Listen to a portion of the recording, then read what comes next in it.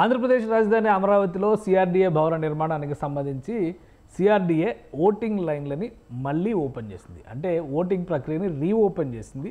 గతంలో అంటే 6వ తేదీన రిలీజ్ చేసినటువంటి కొన్ని ఫోటోలు అంటే డిజైన్స్ సిఆర్డీఏ భవనం ఏ విధంగా ఉండాలి, ఆ మోడల్ని ప్రజలే ఎంచుకునేటువంటి అవకాశం కల్పిస్తూ ఒక 10 రకాల డిజైన్స్ని సిఆర్డీఏ వెబ్ పోర్టల్స్ ద్వారా ప్రచారంలోకి తీసుకొచ్చింది. సోషల్ మీడియాలో కూడా వైరల్ చేసింది. దీనికి సంబంధించినటువంటి ఫలితాలను కూడా ప్రకటించింది. అయితే అనూహ్యంగా ఇప్పుడు మరొక నిర్ణయం తీసుకుంది. ఒకసారి సిఆర్డీఏ ప్రకటించినటువంటి ఫలితాల ప్రకారం చూస్తే కనుక ఫస్ట్ ప్లేస్లో ఉన్నటువంటి మోడల్ ఇది, రెండో ప్లేస్లో మరొక డిజైన్ని ఉంచింది. అయితే దీనికి సంబంధించి ఓటింగ్ లైన్స్ని క్లోజ్ చేసినట్టుగా ముందుగా ప్రకటించింది.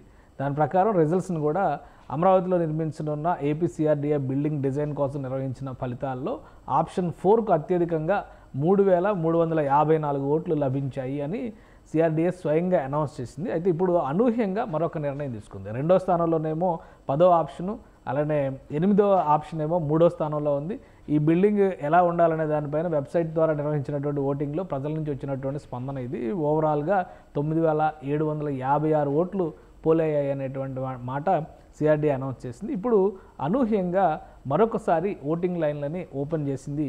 ఈ ఓటింగ్ని ఈ నెల 14వ తేదీ వరకు కొనసాగించాలనేటువంటి నిర్ణయం సిఆర్డీఏ తీసుకుంది. దీనికి కారణం ఏంటనేది అధికారులు వివరించకపోయినప్పటికీ కూడా మళ్ళీ 10 ఆప్షన్స్కి సంబంధించినటువంటి ఓటింగ్ లైన్స్ని ఓపెన్ చేసి ఏ ఆప్షన్ మీకు నచ్చితే ఆ ఆప్షన్కి ఓటు వేయొచ్చు అనేటువంటి సూచన చేసింది. 14వ తేదీన ఇక్కడ ప్రజల నుంచి వస్తున్నటువంటి స్పందనను దృష్టిలో ఉంచుకొని ఈ డిజైన్ని మళ్ళీ ఓటింగ్లో పెడుతున్నట్టుగా అధికారులు తెలిపారు. ఓటింగ్ నిర్వహిస్తున్నటువంటి అధికారులు గడువు పొడిగించారు. మరింత మందిని ప్రజా రాజధాని నిర్మాణంలో భాగస్వామ్యం చేసేందుకు 14వ తేదీ వరకు ఈ గడువు పెంచారు.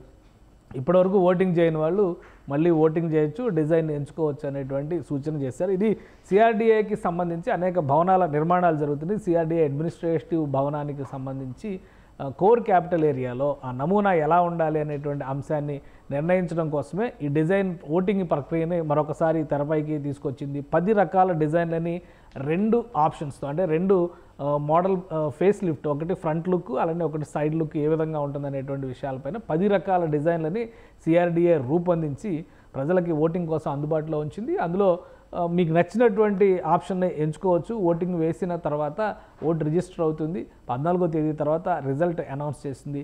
ప్రస్తుతం ఇప్పటివరకు జరిగినటువంటి ఓటింగ్లో ఆప్షన్ 4 4వ ఆప్షన్ నంబర్ 1 పొజిషన్లో ఉంది, 10వ ఆప్షన్ నంబర్ 2 పొజిషన్లో ఉంది. సో మిగతా వాటిలో 8వ ఆప్షన్ కూడా 3వ స్థానంలో ఉంది. సో ఇప్పుడు మిగతా ఓటింగ్ జరిగేటువంటి ప్రక్రియను బట్టి ఫైనల్ రిజల్ట్స్ని సిఆర్డీఏ అధికారులు ప్రకటిస్తారు.